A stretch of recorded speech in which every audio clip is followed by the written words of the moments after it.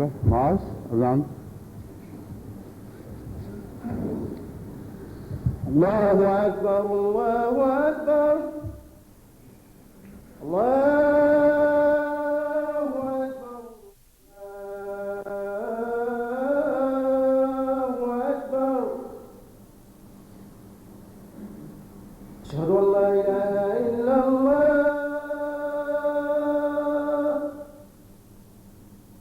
أشهد أن لا إله إلا الله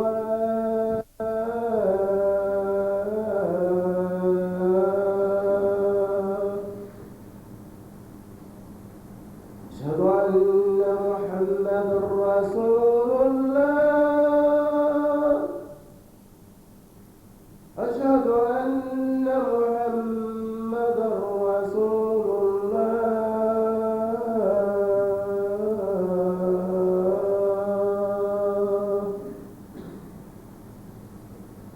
حي على الصلاة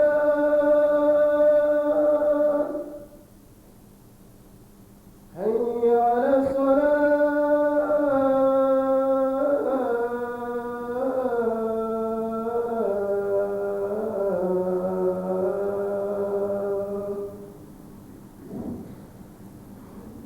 حي على الفلاح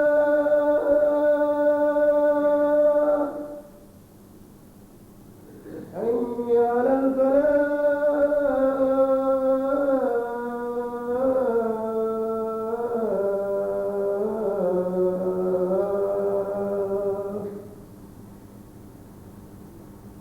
الله أكبر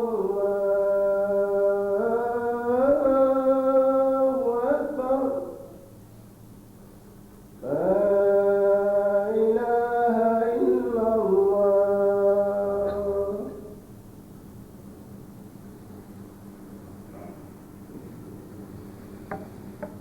أشهد أن لا إله إلا الله وحده لا شريك له وأشهد أن محمدا عبده ورسوله أما بعد فأعوذ بالله من الشيطان الرجيم بسم الله الرحمن الرحيم الحمد لله رب العالمين الرحمن الرحيم مالك يوم الدين إياك نعبد وإياك نستعين اهدنا الصراط المستقيم صراط الذين أنعمت عليهم غير المغضوب عليهم ولا الضالين ولتكن منكم أمة يدعون إلى الخير ويأمرون بالمعروف وينهون عن المنكر وأولئك هم المفلحون सूरह आल इमरान आयत 103।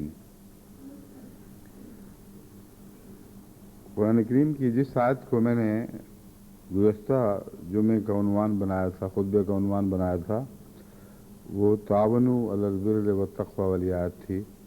यानी वो आयत जो नसीहत करती है कि अच्छी बातों में, नेकियों में एक दूसरे से ताउन किया करो और बुरी बातों में एक दूसरे से ताउन ना किया करो। कुरान करीम बहुत से मज़ामीन को जोड़ों की सूरत में पेश करता है। एक आयत का जोड़ा एक और जगह मिलता है और दोनों जोड़े एक दूसरे के मज़मून को तक़वियत देते हैं। तो ताउन से मुराद क्या है? صرف تعاون سے مراد یہ نہیں کہ جس چیز کی تمہیں ضرورت ہے وہ مانگو اور وہ دوسرا فریق تعاون کرتے وہ چیز تمہیں دے دے۔ تعاون کا اصل حقیقی مضمون اس آیت کریمہ میں بیان ہوا ہے جو میں نے آج تلاوت کی ہے، اور اسی لیے گزشتہ خطبے کے آخر پر حضرت اقدس محمد رسول اللہ صلی اللہ علیہ وآلہ وسلم کے وہ ارشادات بھی آپ کے سامنے رکھے جن کا تعلق نیکیوں کا حکم دینے اور بدیوں سے روکنے سے ہے۔ بس تعاون کس بات پہ کرو؟ اگر آپ کسی کو کچھ کہیں تو پھر تعاون کا سوال پیدا ہوتا ہے، کسی سی بات سے روکیں پھر تعاون کا سوال پیدا ہوتا ہے، اور ہر جگہ کسی طاقت کے حوالے کی ضرورت نہیں ہے۔ قرآن کریم اس پہلو سے ساری امت کو ہی صاحب امر بنا دیتا ہے، اور حقیقت میں صاحب امر ہونے کا راز اس میں ہے۔ ان دو آیات کے مضمون کو سمجھ لیں تو آپ کو سمجھ آئے گی کہ اسلام میں کوئی ڈکٹیٹرشپ نہیں ہے۔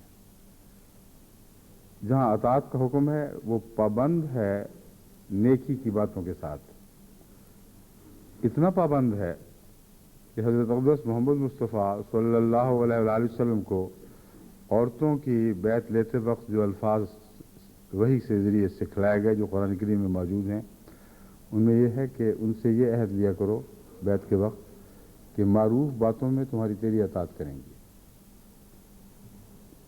میں نے پہلے ایک دفعہ اس مضمون پر روشنی ڈالی تھی کہ معروف باتوں کا مطلب یہ نہیں ہے کہ نعوذ باللہ من ذالک حضرت اقدس محمد رسول اللہ صلی اللہ علیہ وآلہ وسلم غیر معروف باتوں کا حکم دے سکتے تھے۔ معروف باتوں سے مراد آپ کے دائرہ حکم کو محدود کرنا نہیں بلکہ بڑھانا اور وسعت دینا ہے۔ قرآن کریم میں جو اوامر اور نواہی ہیں جو براہ راست اللہ تعالیٰ کی طرف سے تمام بنی نوع انسان کو مخاطب کرتے ہیں یا مومنین کو مخاطب کرتے ہیں، ان کے علاوہ بھی بہت سی نیکی کی باتیں ہوتی ہیں جو ان کی تشریحات سے تعلق رکھتی ہیں، اور براہ راست تشریح کا حوالہ دے کر کی جائے یا نہ کی جائے، ہر اچھی بات کی بنیاد قرآن کریم میں موجود ہے، اور یہ بحث اٹھانے کی ضرورت نہیں کہ قرآن کریم کی فلاں آیت میں یہ بات اس طرح ہے اس لیے اس کے تعلق میں تمہیں میری ہدایت پر عمل کرنا چاہیے۔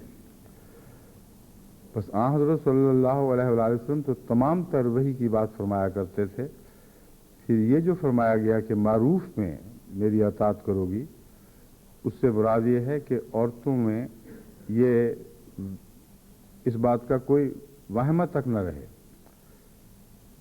کہ جب بھی ہمیں حکم ملے ہم یہ پتہ کریں کہ قرآن کریم میں موجود ہے کہ نہیں۔ معروف تو ایسی چیز ہے جو ہر زمانے کے ہر انسان پر، خطہ ارض کے ہر انسان پر برابر اطلاق پاتی ہے۔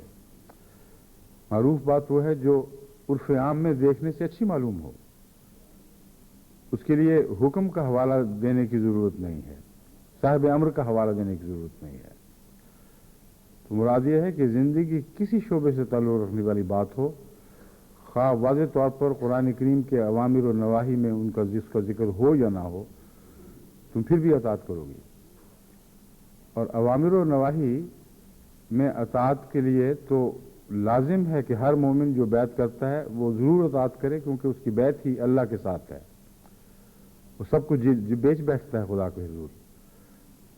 بس یہ جو مضمون ہے معروف میں اطاعت کا، یہ اطاعت کے دائرے کو تنگ نہیں کرتا بلکہ بہت وسیع کر دیتا ہے۔ جو بات میں آپ کو سمجھانا چاہتا ہوں وہ یہ ہے کہ جب تمام امت کو صاحب امر بنایا گیا ہے، اور قرآن کریم کی مختلف آیات سے پتہ چلتا ہے کہ خدا تعالیٰ امتوں کو اپنا جانشین بنایا کرتا ہے۔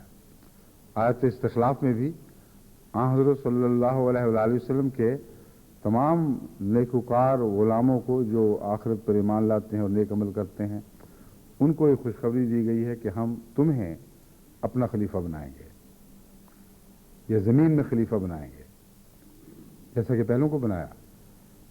یہ تفصیل تو بہت لمبی ہے، میں آپ کو یہ سمجھانا چاہتا ہوں کہ امر واقعہ یہ ہے کہ جب ایک صاحب امر کے ذریعے کسی قوم کے سپرد دنیا کی اصلاح کی جائے تو اس قوم کا ہر فرد صاحب امر ہو جاتا ہے، اور اس پہلو سے بڑے اور چھوٹے، حاکم اور محکوم کی کوئی تفریق باقی نہیں رہتی۔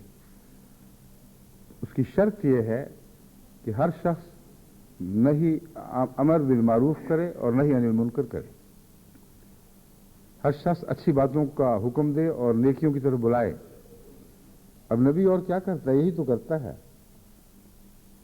لیکن نبی ان معنوں میں بھی مامور ہے کہ اس کے سامنے بات سمجھ آئے یا نہ سمجھ آئے، انسان کسی قسم کا کوئی اعتراض نہیں کر سکتا، کوئی پس و پیش نہیں کر سکتا۔ مگر عامت المسلمین کے لیے صاحب امر بننے کے لیے لازم ہے کہ وہ ہمیشہ ایسی اچھی باتیں کریں، ایسی بری باتوں سے روکیں کہ جس کے لیے کوئی شخص حوالہ مانگے ہی نہیں۔ اور قرآن کریم کی نیکیاں دراصل تمام تر اسی نوع سے تعلق رکھتی ہیں، مگر بعض اپنی نوع کے اندر ایک ایسا مقام حاصل کر لیتی ہیں کہ ہر کہنے والے کو یہ سمجھانے کی طاقت نہیں ہوتی کہ یہ کیوں تمہارے لیے مفید ہے۔ جھوٹ کے متعلق تو کہہ سکتا ہے کہ جب میں تمہیں کہتا ہوں جھوٹ نہ بولو اور سچ بولو، تو سب دنیا جانتی ہے کہ اچھی بات ہے، مگر 5 وقت نماز اس طرح ادا کرو اور اس طرح نہ کرو، یا سورج ڈھلے پر کس طرح کی عبادت کر سکتے ہو یا نہیں کر سکتے، کتنی دیر بعد اور کتنی دیر پہلے، روزمرہ وضو کیسے کرنا ہے، نماز کے لیے کیسے کھڑا ہونا ہے، رکعتیں کیا ہوتی ہیں، اب ان کو کوئی انسان عمل بالمعروف کے حوالے سے تو سمجھا نہیں سکتا۔ اس لیے اس کے لیے صاحب امر ہی ہے جو آن حضرت صلی اللہ علیہ وآلہ وسلم ہے، جن پر قرآن نازل ہوا، ان کا صرف یہی حوالہ کافی ہے کہ صاحب امر کو اللہ تعالیٰ نے مامور فرمایا اور یہ ہدایتیں دی ہیں اور تم پر اس کا ماننا فرض ہے۔ بس ان معنوں میں بھی مومن حقیقت میں صاحب امر بن جاتا ہے۔ جب وہ قرآن کا حوالہ دے گا تو اس پر یہ سوال اٹھ ہی نہیں سکتا کہ تمہیں کیا خدا نے الہام کیا تھا۔ وہ کہے گا جس کو اپنے اس زمانے کے لیے یا ہر زمانے کے لیے خدا نے مامور بنایا ہے، اس کو تو الہام کیا تھا، اور میں وہی باتیں تمہیں کہہ رہا ہوں۔ لیکن یہ جو نصیحت ہے یہ مومنوں کے دائرے تک محدود رہتی ہے، اور ان میں بھی ہر مومن صاحب امر ہے، اور ہر روکنے والا خدا تعالیٰ کی نواحی کے دائرے میں رہتے ہوئے اللہ تعالیٰ سے اختیار رکھتا ہے کہ روکے۔ بس یہ جب مضمون وسعت کے ساتھ سمجھ آتی ہے تو نظام اسلام میں کسی ڈکٹیٹرشپ کا کوئی سوال باقی نہیں رہتا۔ یہاں تک کہ ایک موقع پر حضرت صلی اللہ علیہ وسلم کو جب یہ علم ہوا کہ کسی شخص نے اپنی امارت کا روب جمانے کے لیے، دیکھنے کے لیے کہ میری امارت کا حق ادا کرتے ہیں کہ نہیں، آزمانے کی خاطر کہا کہ میں تمہیں کہتا ہوں تم سمندر میں چھلانگ لگا دو یا آگ میں کود جاؤ، آگ کا موقع تھا وہ خاص طور پر۔ تو جب یہ واقعہ رسول اللہ صلی اللہ علیہ وسلم کی خدمت میں پیش ہوا تو آپ نے فرمایا کہ اگر وہ آگ میں کود جاتے تو جہنم میں کود جاتے۔ امر کے نام پر کسی مومن کو کھلا اختیار ہی نہیں دیا قرآن کریم نے کہ جو چاہے اس کا امر دے دے۔ اوامر اور نواہی کھلے کھلے ہیں، اور ہر بات کھول کر واضح طور پر بیان فرما دی گئی ہے۔ ہاں، متشابہات کی دنیا ایسی ہے جس میں ہر شخص کو پتہ نہیں چلتا کہ مجھے کچھ کرنا چاہیے یا نہیں کرنا چاہیے۔ امر بالمعروف میں جہاں عہد بیعت لیا گیا ہے وہاں بہت سا حصہ متشابہات سے بھی تعلق رکھتا ہے۔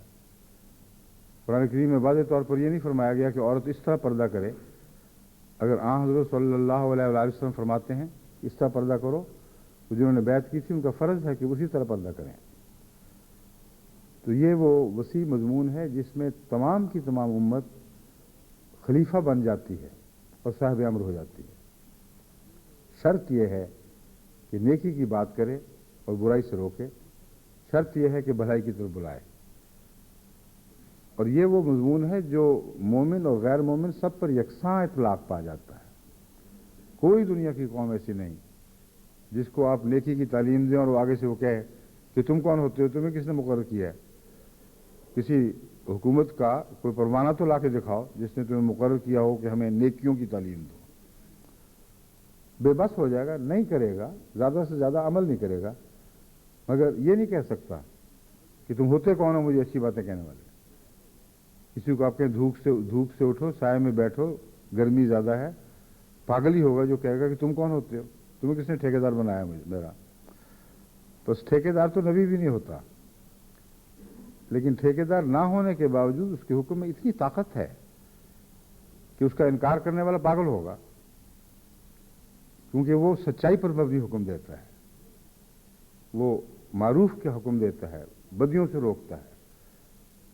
तो दरअसल ताकत मजमून में होती है, और जो मजमून कोई शख्स इख्तियार करता है उसी लिहाज से या वो ताकतवर हो जाता है या वो कमज़ोर हो जाता है। अच्छी बात और सच्ची बात में एक ताकत है, और जो भी सच्ची और अच्छी बात इख्तियार करेगा वो लाजिमन ताकतवर होगा, हाँ खुदा ताला ने उसको मामूर किया हो या ना किया हो, फिर भी वो मामूर होगा। लेकिन खुदा उसे मामूर करता है क्योंकि ये बातें जो सच्चाई और नेकी की बातें हैं ये हर मज़हब का खुलासा हैं। बस खुदा ने जब भी कभी किसी मज़हब को नाज़िल फरमाया उसमें अच्छी बातों और सच्ची बातों पर मामूर किया गया, और हर शख्स आज़ाद है जब चाहे जितना चाहे अपना दामन इनसे भर ले, और जितना सच्चाई और भलाई से वो अपना दामन भरता चला जाता है वो मामूर होता चला जाता है, साहिब अमर होता चला जाता है। बस ये पहल वक्त है कि जमात अहमदिया को साहिब अमर बनना होगा, और उन शराइत के साथ बनना होगा जो कुरान करीम ने पेश फरमाई हैं, क्योंकि दावत अल्लाह का साहिब अमर होने से बहुत गहरा ताल्लुक है। और आन हज़रत सल्लल्लाहु अलैहि वसल्लम ने भी इस मज़मून पर बहुत ही जाज़िब दिल पजीर रंग में, जो दिलों को खींचने वाला रंग है, उससे रोशनी डाली है। और हज़रत अक़दस मोहम्मद रसूलुल्लाह सल्लल्लाहु अलैहि वसल्लम के कलाम का जो जज्ब है उसकी कोई मिसाल आपको कहीं दिखाई नहीं देगी। चंद फिक्रों में इतनी गहरी बातें फरमाए जाते हैं, इतनी दिलों को खींचने वाली बातें हैं कि उसका कोई तोड़ नहीं किसी के पास, मजबूर है कि खिंचा चला है। बस इस हवाले से मैंने इस मजमून पर के लिए को समझाने की खातिर हज़रत रसूलुल्लाह सल्लल्लाहु अलैहि वसल्लम की कुछ अहादीस आज के लिए चुनी हैं, और इसी तरह हज़रत मसीह मौऊद अलैहिस्सलाम के कुछ इक़्तिबासात हैं जो इसी मजमून पर कुरान और सुन्नत के लिहाज से रोशनी डाल रहे हैं। तर्जुमा सूरह आल इमरान की आयत का जो 105 आयत है ये है, वलतकुम मिनकुम उम्मतुन यदऊन इलल खैर, लाजिमन तुम में से एक उम्मत ऐसी रहनी चाहिए, यदऊन इलल खैर, जो भलाई की तरफ बुलाती रहे। और उस उम्मत की तायीन नहीं है,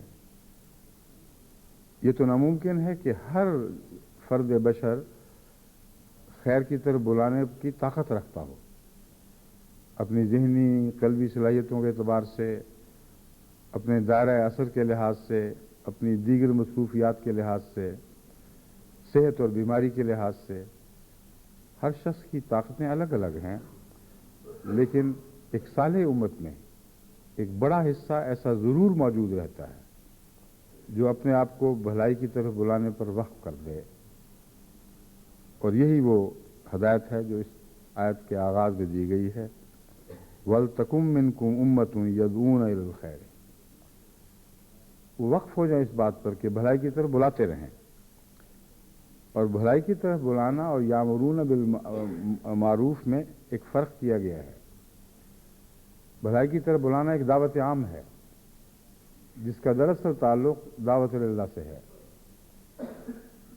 क्योंकि कुरान करीम ने जहाँ दावत अल्लाह का पैगाम दिया है वो उसको साथ ये भी फरमाया सबसे अच्छी बात, सबसे प्यारी बात है, वमा मन हसनो कौल मिम्मन दुआ इलल्लाह व अमिल सालिहान।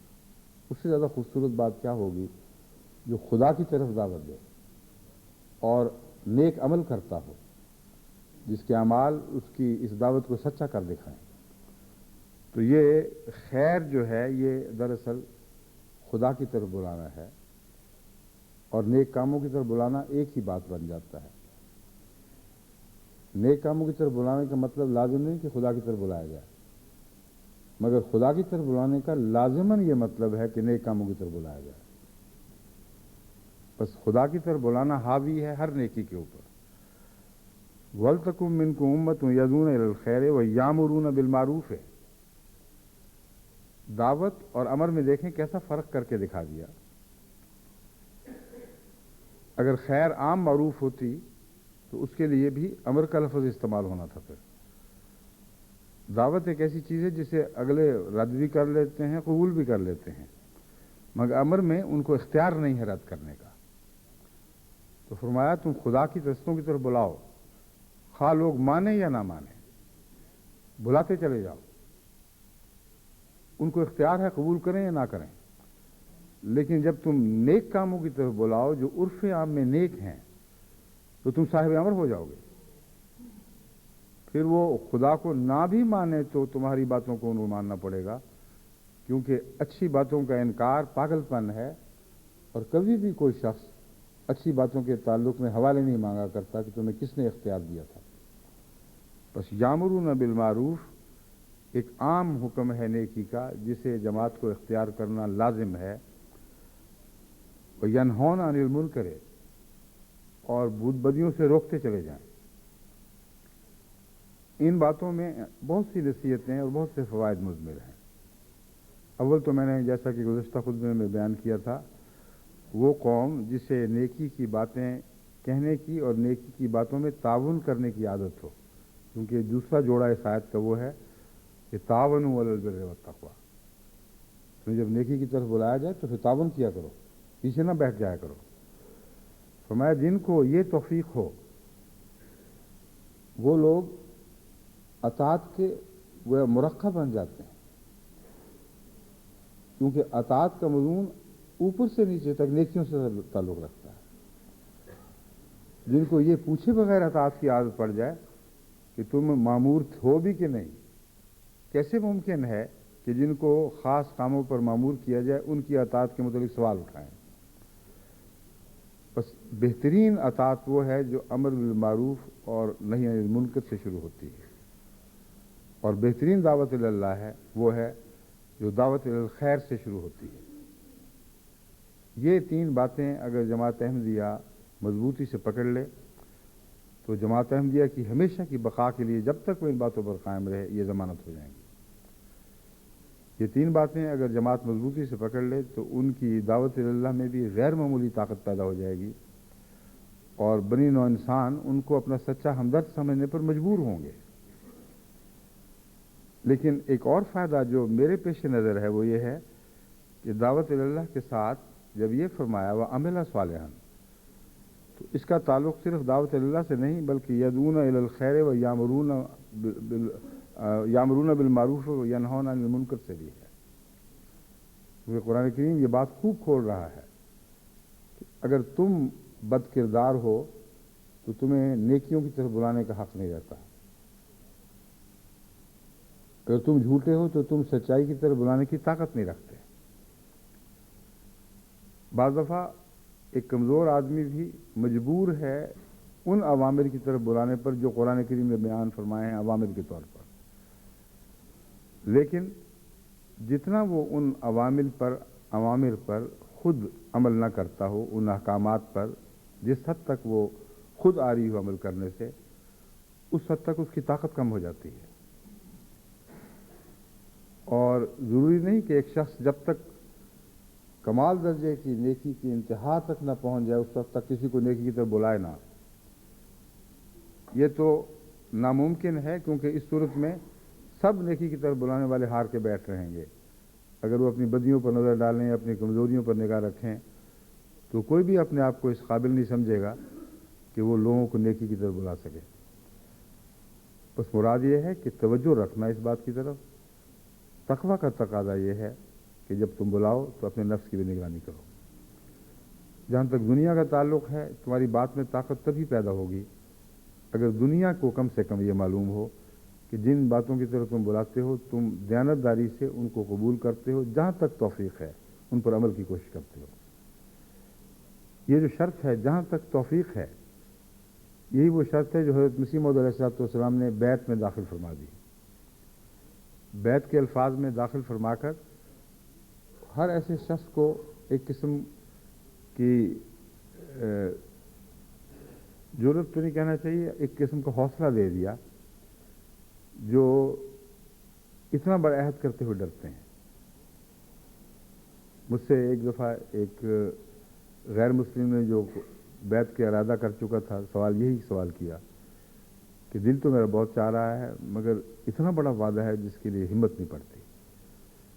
तो मैंने कहा तुम अल्फाज पर गौर करो, उसमें यह है कि मैं कोशिश करता रहूंगा। क्या तुम दयानतदारी से नेकी की कोशिश भी नहीं करोगे? फौरन उसको शरह सज़ा नसीब हो गया। उसने कहा नेकी के जिस मकाम पर भी हो, कोशिश तो करनी ही करनी है, और बदी से छुटकारे की भी कोशिश ही होती है, मगर कोशिश में और कोशिश में फ़र्क भी होता है। एक कोशिश वो है जो खालिस नीयत के साथ, इस पुख्ता इरादे के साथ की जाती है कि जब तक ताकत है मैं ये हिम्मत नहीं छोड़ूंगा, ये कोशिश नहीं छोड़ूंगा कि बदियों को तर्क करूं और नेकियों को इख्तियार करूं। एक कोशिश का मतलब ये है कि ख्याल है कि हाँ छोड़ देंगे, लेकिन बाहिम्मत इरादा पैदा नहीं होता और बाहिम्मत अमल उसके पीछे नहीं आता। ऐसी कोशिश बेमानी है।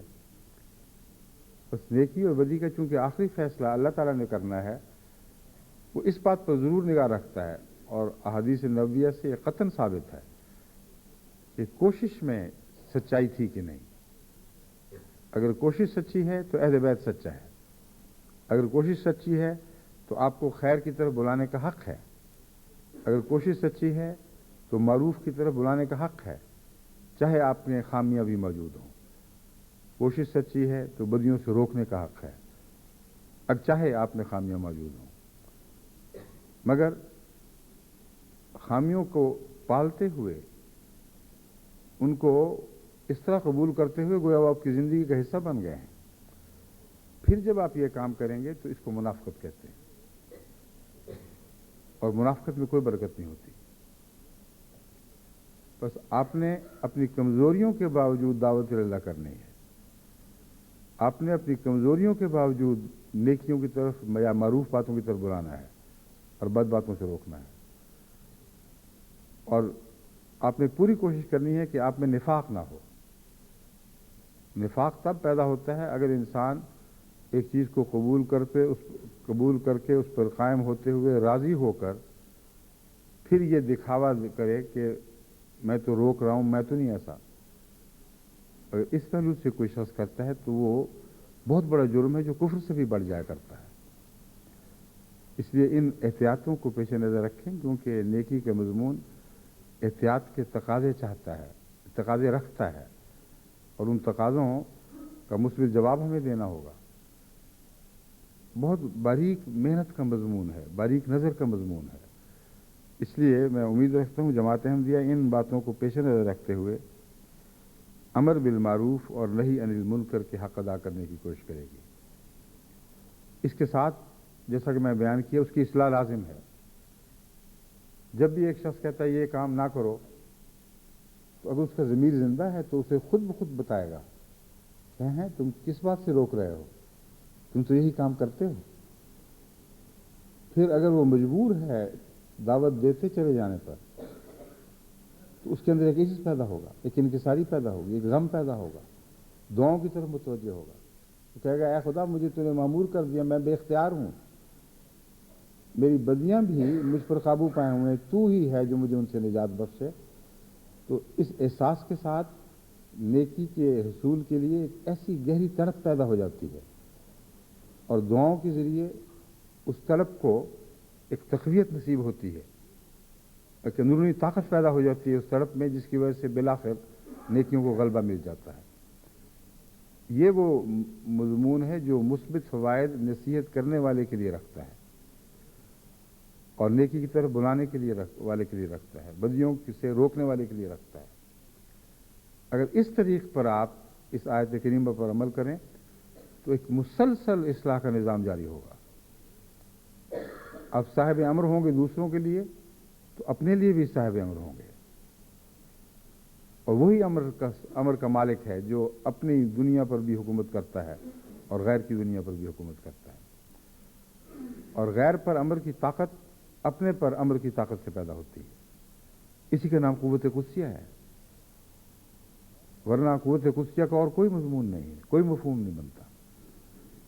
اب جتنی سچائی کے ساتھ اپنے آپ کو نیکیوں کے احکام جاری, اپنے آپ کو نیکیوں کے حکم دیں گے, اپنے وجود کو بدیوں سے روکنے کی کوشش کریں گے, جوں جوں آپ کا قدم آگے بڑھے گا آپ میں ایک قوت قدسیہ پیدا ہوتی چلی جائے گی.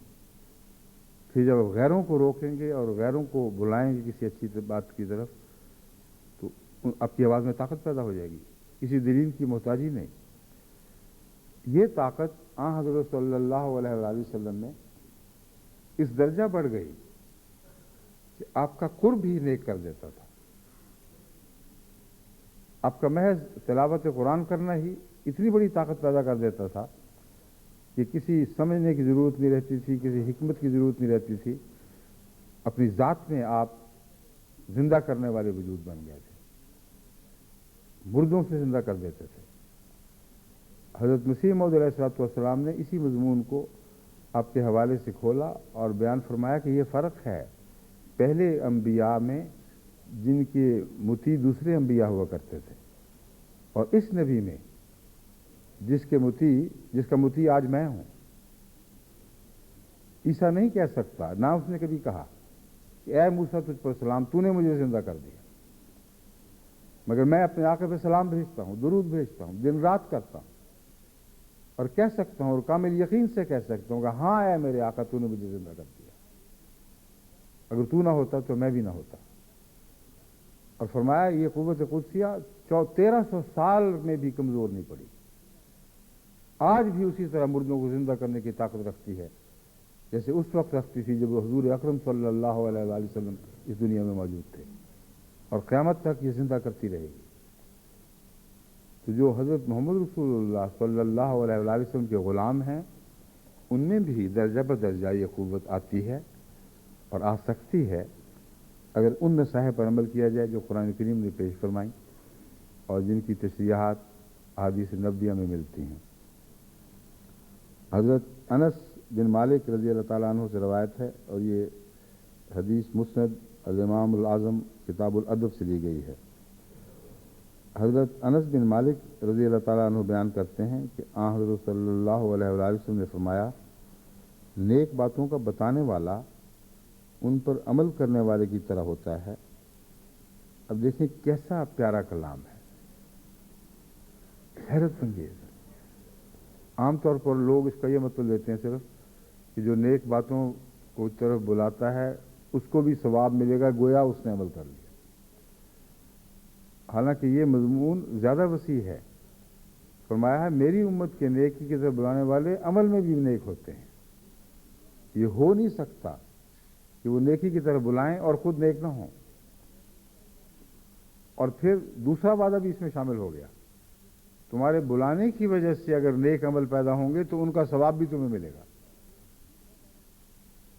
تھوڑے سے کلام میں کتنے حیرت انگیز مضامین کے سمندر حضرت صلی اللہ علیہ وسلم سبو دیا کرتے تھے. ان کتابوں میں جب آپ دیکھیں گے تو ساتھ یعنی لکھا ہوتا ہے, یعنی عمل کرنے والے کا ثواب اس کو بھی ملے گا. اور اصل بات بھول جاتے ہیں کہ مراد یہ ہے کہ میری امت میں مجھ سے نیکی سیکھنے والوں میں یہ بات ناممکن ہے کہ نیکی کسی نیک عمل کی طرف بلا رہے ہیں اور اس نیک عمل کی ان کو توفیق نہ ہو. پر اس پہلو کو مد نظر رکھ کر ہم نے داعی اللہ بھی بننا ہے اور عامر بالمعروف اور نہی عن المنکر بننا ہے. یعنی معروف باتوں کی طرف بلانے والا, ان کی ہدایت کرنے والا اور بدیوں سے روکنے والا. حضرت زید بن ثابت بیان کرتے ہیں کہ حضرت صلی اللہ علیہ وسلم نے فرمایا اللہ تعالیٰ اس وقت تک انسان کی ضرورتیں پوری کرتا رہتا ہے جب تک کہ وہ اپنے مسلمان بھائی کی حاجت روائی کے لیے کوشاں رہتا ہے. اب اس حدیث کو میں نے عمدن یہاں رکھا ہے, حالانکہ بظاہر اس مضمون سے تعلق نہیں ہے. کسی بھائی کی حاجت روائی کرنا ایک نیکی ہے جو کسی اور کی ضرورتیں پوری کرتا ہے، اللہ اس کی ضرورتیں پوری کرتا ہے. بس اگر کوئی محض اللہ کی خاطر کسی کی نیکی کی ضرورتیں پوری کر رہا ہو، اسے بدیوں سے روک رہا ہو اور للہ کر رہا ہو، اور اس کے اندر کمزوریاں ہوں اور نیت پاک ہو، تو یہ حدیث اس کے لیے بھی ایک خوشخبری ہے کہ جب تک وہ خدا کی خاطر بھلائیوں کی تعلیم دیتا ہے اور بدیوں سے روکتا ہے، اللہ تعالیٰ اس کے اندر بھلائیاں پیدا کرتا چلا جاتا ہے اور بدیوں سے اس کو روکتا چلا جاتا ہے. اور یہ میرا ساری زندگی کا تجربہ ہے. مختلف تنظیموں میں نے کام کیا ہے. وہ کام کرنے والے جو للہ ان باتوں پر معمور ہو جایا کرتے ہیں، مقرر کر دیے جاتے ہیں، ہمیشہ ان کے اخلاق، ان کے اعمال میں ترقی ہوتی ہے. کبھی ایسا نہیں ہوا کہ ایک شخص خدا علیہ انبیاء کے کسی چھوٹے سے عہدے سے کام شروع کرے اور اس میں کمزوریاں ہوں اور اوپر تک جاتے جاتے وہ ساری کمزوریاں اسی طرح رہیں، یا خوبیاں کم ہوں اور پھر بھی کم خوبیوں کی طرح وہ اوپر بڑھتا چلا جائے، کم خوبیوں کے ساتھ ہی وہ اوپر ترقی کرتا جائے.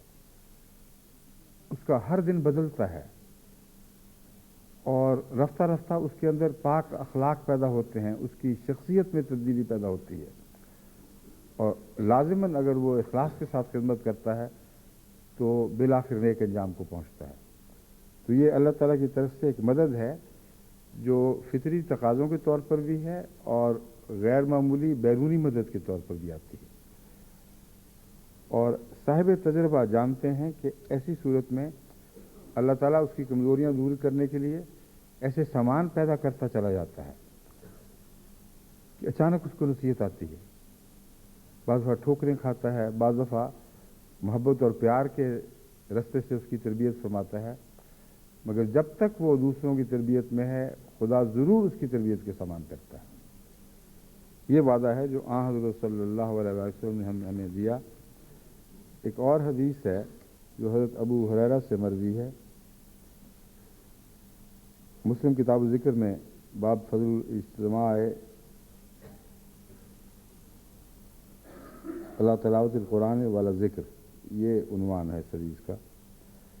حضرت ابو ہریرہ رضی اللہ تعالیٰ عنہ بیان کرتے ہیں کہ آن حضرت صلی اللہ علیہ وسلم نے فرمایا، جس شخص نے کسی مسلمان کی دنیاوی بے چینی اور تکلیف کو دور کیا، اللہ تعالیٰ قیامت کے دن اس کی بے چینیوں اور تکلیف کو اس سے دور کرے گا.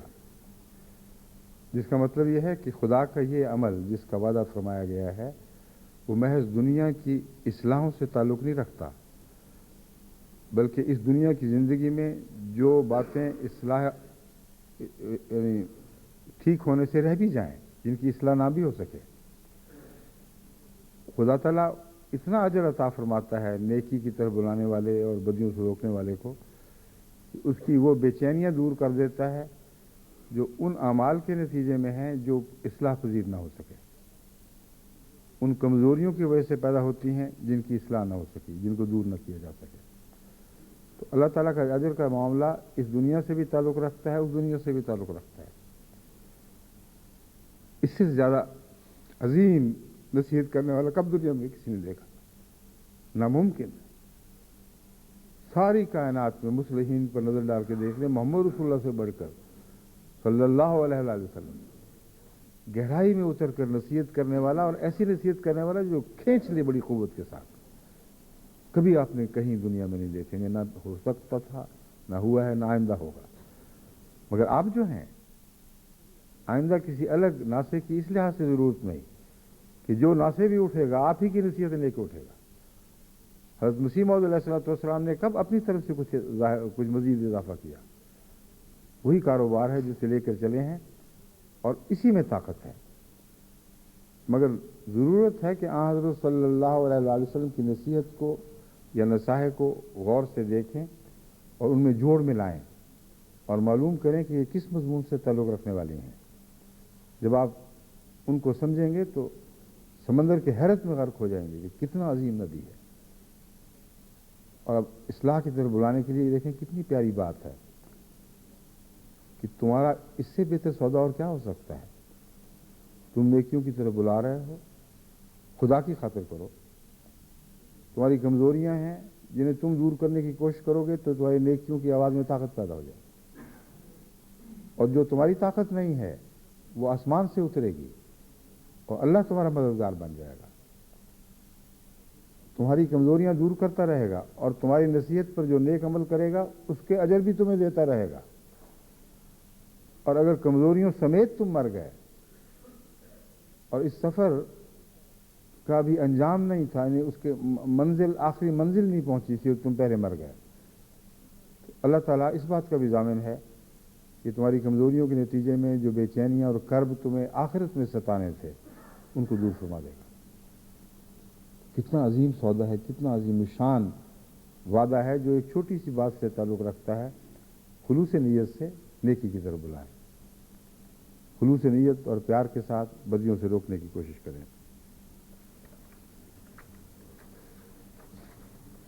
इस हदीस की आगे तफासील हैं, उनको बरह रास्त इस मजमून से अगर ना भी बांधा जाए तो फिर भी वो बहुत ही गहरा असर रखने वाली नसीहतें हैं, इसलिए मैं वो सारी आपके सामने रखता हूँ। हमारा जिस शख्स ने किसी तंग दस्त को आराम पहुँचाया उसके लिए आसानी मुहैया की, अल्लाह ताला आखिरत में उसके लिए आसानियाँ मुहैया करेगा। अब तंग दस्त के लिए आसानी मुहैया करना, जो शख्स ऐसा करता है वो नसीब भी तो करता है, इसलिए कुल्लियतन बेताल्लुक बात नहीं है, क्योंकि कुरान करीम फरमाता है वतवासौ बिस्सब्र वतवासौ बिलमरहमा। मोमिन वो हैं जो कमज़ोरों और मजबूरों को सब्र के साथ नसीहत करते हैं और आगे रहमत की नसीहत करते हैं कि तुम भी लोगों से रहमत का सलूक करो। और सबसे ज़्यादा गरीबों की ज़रूरत पूरी करने की तरफ रसूलुल्लाह सल्लल्लाहु अलैहि वसल्लम ने तवज्जो दिलाई है। तो अब बता तो नहीं रहे खुल के कि तुम सबकी नेकियों का अजर खुदा मुझे भी देगा, मगर आपको समझाने की खातिर आपके नफ्स के हवाले से वादा दे रहे हैं कि तुम अगर करोगे तो तुम्हारे दायरा कार में जहाँ जितनी जितनी भी नेकी फैलेगी अल्लाह तो उसका अजर देगा, जितने दुख दूर होंगे खुदा तुम्हें उनका अजर देगा। फिर फरमाते हैं जिसने किसी मुसलमान की पर्दापोशी की अल्लाह ताला आखिरत में उसकी पर्दापोशी करेगा। अब ये जो नसीहत है इसका हमारे माशरे से बड़ा गहरा ताल्लुक़ है। पर्दापोशी का मजमून बहुत अहम है। इनफरादी कमज़ोरियाँ जो हैं उनमें पर्दापोशी का ही हुक्म है, लेकिन वबाई कमज़ोरियों में पर्दापोशी का हुक्म ना सिर्फ ये कि नहीं है बल्कि एक जुर्म बन जाती है। हर वो मामला जिसका दीन की बका से ताल्लुक़ हो, हर वो मामला जिसका इस्लामी माशरे की हिफाजत से ताल्लुक़ हो, अगर कोई ऐसी बात करता है जो उस माशरे में रखना डालने वाली हो, जो निज़ाम को कमज़ोर करने वाली हो, उसके मुतालिक पर्दापोशी का कहीं कोई हुक्म नहीं है, बल्कि कुरान फरमाता है लाजिम है कि वो तुम उल अम्र लोगों की तरफ पहुँचाया करो।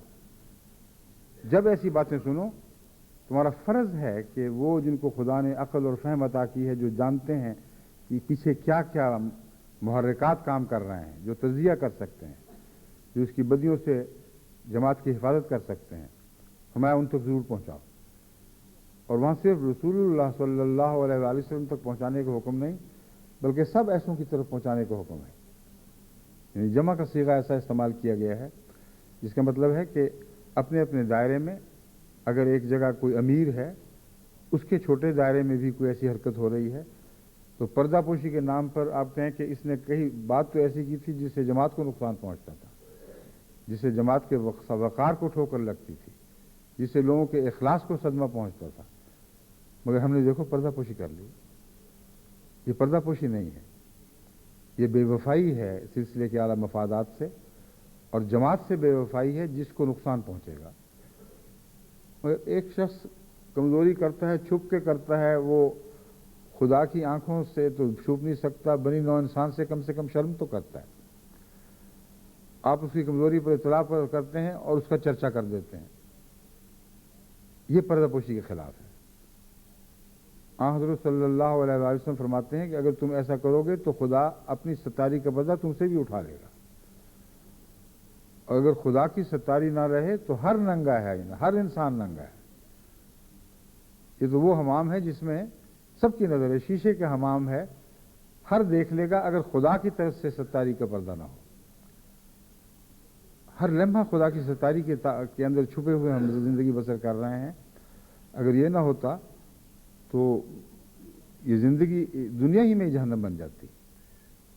تو اس لیے یہ مضمون اچھی طرح سمجھ لیں، جب حضور اکرم صلی اللہ علیہ وآلہ وسلم پردہ پوشی کو حکم دیتے ہیں تو وبا والی بیماریوں سے پردہ پوشی کو حکم نہیں دیتے۔ جس شخص میں وبائی بیماری ہے اور آگے پھیلا سکتا ہے، اس کی اطلاع اولو الامر کو کرنا جہاں جہاں بھی وہ اولو الامر ہو لازم ہے، اور جہاں اس کی ذاتی کمزوری ہے اور اس کمزوری کے علم سے کسی کو فائدہ نہیں ہوگا بلکہ نقصان کا خطرہ ہے، ایسی صورت میں اگر کوئی پردہ دری کرتا ہے تو اپنا نقصان کرے گا، اپنی عاقبت خراب کرے گا اور قوم کو نقصان پہنچائے گا۔ قوم کو نقصان اس طرح پہنچتا ہے کہ ایک شخص میں مثلا بعض جماعتوں کی طرف سے مجھے بعض لوگ لکھتے ہیں کہ فلاں امیر صاحب ہیں، ان میں یہ کمزوریاں ہیں، اور ہم نے جب یہی بات کی تھی تو لوگ ہمارے پیچھے پڑ گئے ہیں۔ ہمارا کیا جرم ہے؟ سچ بول رہا ہے ہم نے۔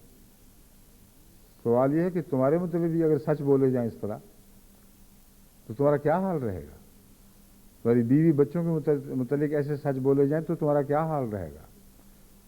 اگر وہ ایسی کمزوریاں ہیں جو منظر عام پر نکلی ہیں تو پھر بھی تمہارا فرض یہ نہیں ہے کہ تم لوگوں کو بتاؤ، پھر تم پر لازماً یہ فرض بن جاتا ہے کہ بالا افسران تک اس کو پہنچاؤ، تاکہ یا اس کو مل کر نصیحت کرو، اگر وہ کام نہیں کرتی تو بالا افسران تک پہنچاؤ، اگر وہاں سنوائی نہیں ہوتی تو اوپر پہنچاؤ۔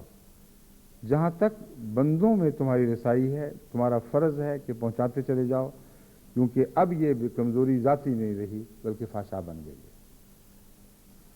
مگر ذاتی کمزوریوں کا جہاں تک تعلق ہے، قرآن حدیث میں پردہ پوشی کا حکم ہے، اور اللہ بھی پردہ پوشی فرماتا ہے۔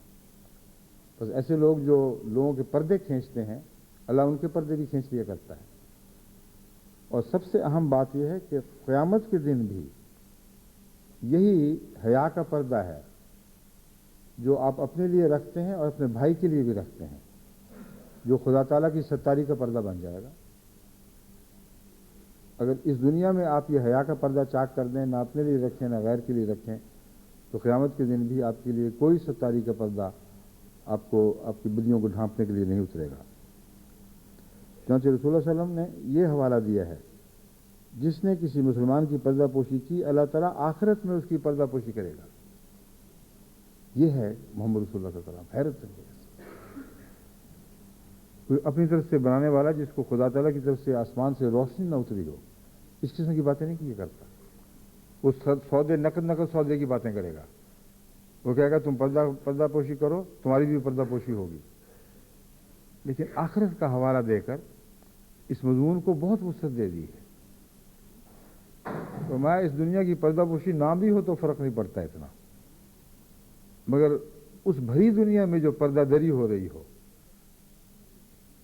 جبکہ اگلے پچھلے سب جمع ہوں، اور وہ کیسے ہوگی اللہ بہتر جانتا ہے، ورنہ ہماری محدود عقل میں ان صلاحیتوں کا تصور ہی نہیں کہ آغاز سے لے کر انجام تک کے انسان اکٹھے ہوں اور ان کی باتوں پہ کہیں پردے ڈالے جا رہے ہیں، کہیں پردہ دری ہو رہی ہے، اور ہر انسان سمجھ رہا ہے۔ یہ وہ مضمون ہے جو صلاحیتوں کے تیز ہونے سے تعلق رکھتا ہے، حسیات کے دائروں کے پھیلنے سے تعلق رکھتا ہے، اور قرآن کریم یہی وعدے فرما رہا ہے کہ قیامت کے دن تمہیں ایسی تیز حصے پہ عطا کی جائیں گی کہ جن باتوں کا تم پہلے کوئی شعور نہیں رکھتے تھے وہ شعور تمہیں نصیب ہو جائے گا۔ بس ہوگا ضرور جو بات حضور صلی اللہ علیہ وسلم نے فرمائی، لازماً ہو کر رہنے والی بات ہے۔ بس ڈراتے ہیں کہ تم آخرت کی پردہ دری سے ڈرو۔ یہاں اگر تم اپنے بھائی کی پردہ پوشی کرو گے تو یاد رکھو قیامت کے دن یا قیامت کے بعد جب آخری حساب فہمی ہوگی، اللہ تعالیٰ تم سے بھی پردہ پوشی کا سلوک فرمائے گا۔ اللہ تعالیٰ اس بندے کی مدد پر تیار رہتا ہے جو اپنے بھائی کی مدد کے لیے تیار ہو۔ اب ان سب باتوں میں جیسا کہ میں نے بیان کیا تھا وتواصوا کا مضمون داخل ہے، اس لیے آپ اگر یہ سمجھیں کہ یہ بے تعلق باتیں ہیں، کلیتاً بے تعلق نہیں ہیں۔ مومن وہ ہے جو نیکیوں کی تعلیم دیتا ہے، نیکیوں میں ایک دوسرے کا مددگار بنتا ہے، اور یہ دونوں باتیں اکٹھی ہو کر وتواصوا بالصبر وتواصوا بالمرحمہ کی نصیحت بن جاتی ہیں۔ بس بظاہر یہاں تعاون کی بات ہو رہی ہے، اپنے بھائی سے تعاون کرو، اس کی ضرورتیں پوری کرو، اس کی پردہ پوشی کرو، اس کے حوائج جتنے بھی ہیں وہ پورا کرتے ہوئے تمہیں تکلیف بھی اٹھانی پڑے تو تکلیف اٹھاؤ۔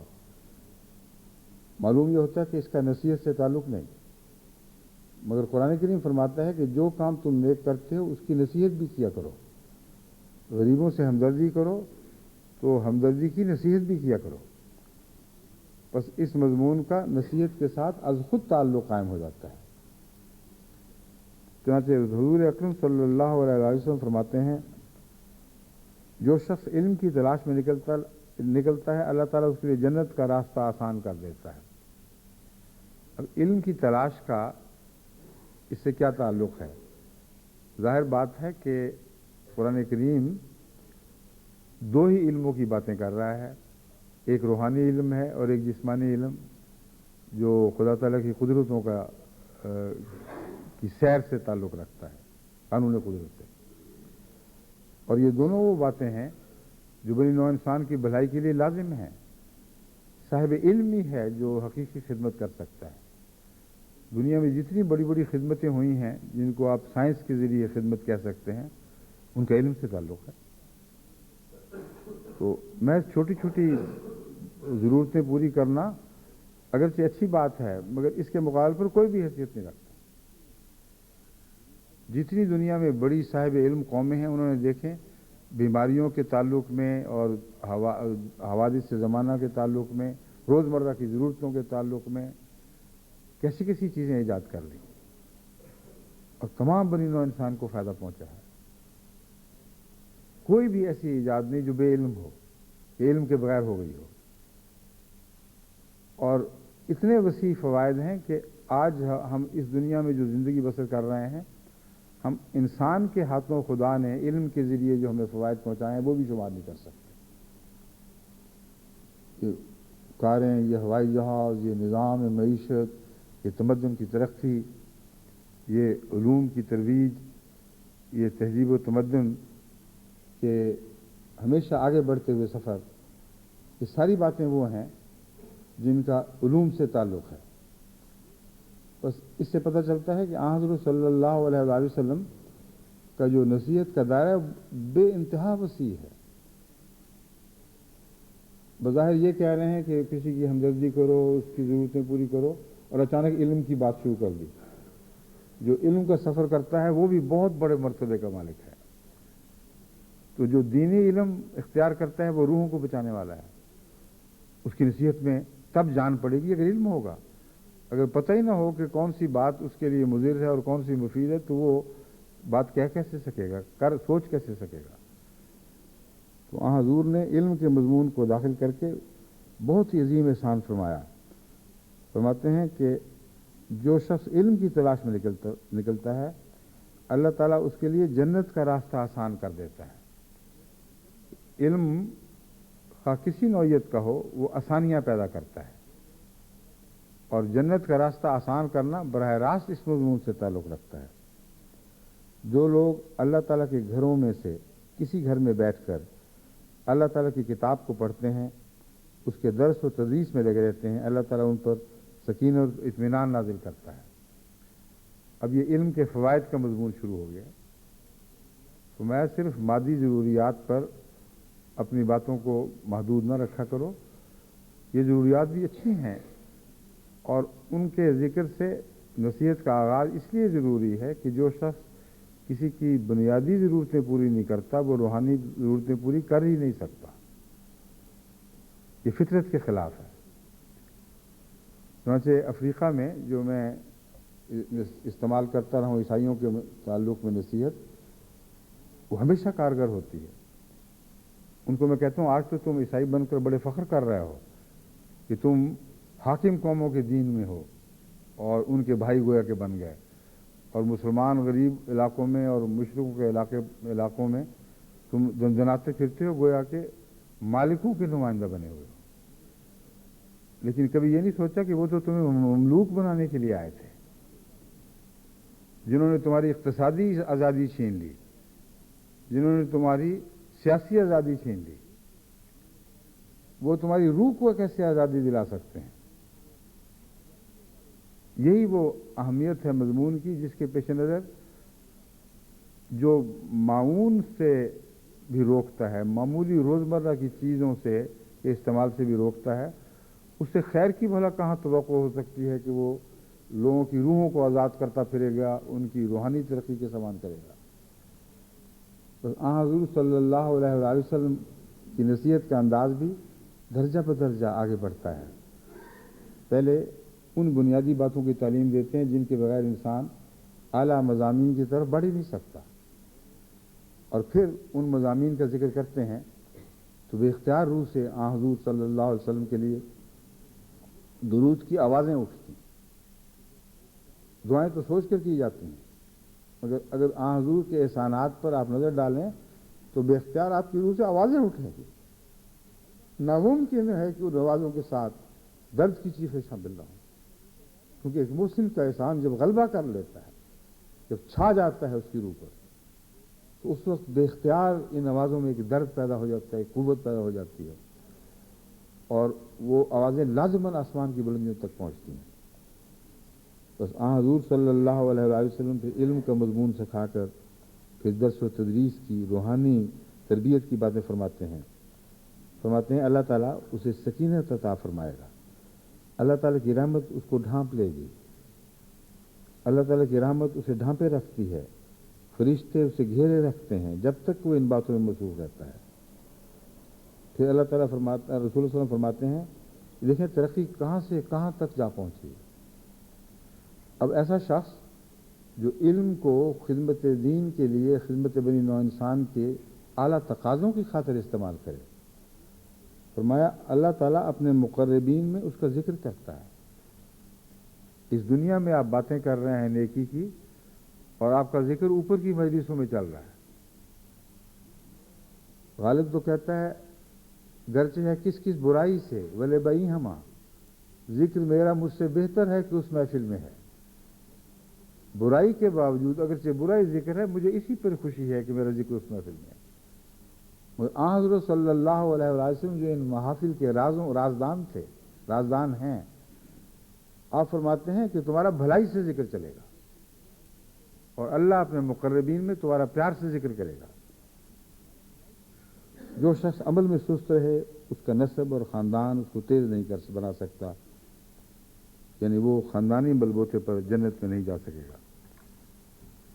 اور ساتھ ہی یہ بھی فرما دیا کہ یہ ساری باتیں وہ ہیں جو ہر شخص کے لیے برابر یکساں مہیا ہیں، اور حسب نسب کا اس کا کوئی بھی دور سے بھی تعلق نہیں، قومیت کا اس سے کوئی تعلق نہیں، سب کے لیے دعوت عام ہے، تو اس پر عمل کرو، اور یہ ساری بلندیوں کے وعدے جو تم سے کیے گئے ہیں، یہ سب رفعتیں جن کے تمہیں وعدے دیے جا رہے ہیں تمہیں عطا کی جائیں گی۔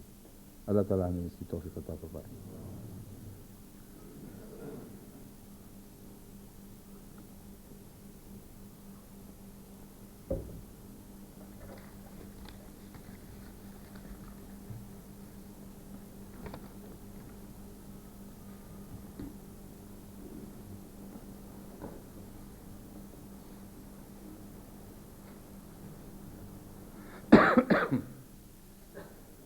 الحمد لله نحمده ونستعينه ونستغفره ونؤمن به ونتوكل عليه ونعوذ بالله من شرور أنفسنا ومن سيئات أعمالنا من يهده الله فلا مضل له ومن يضلل فلا هادي له ونشهد أن لا إله إلا الله وحده لا شريك له ونشهد أن محمدا عبده ورسوله. عباد الله رحمكم الله، إن الله يأمر بالعدل والإحسان وإيتاء ذي القربى وينهى عن الفحشاء والمنكر والبغي يعظكم لعلكم تذكرون. اذكروا الله يذكركم وادعوه يستجب لكم ولذكر الله أكبر.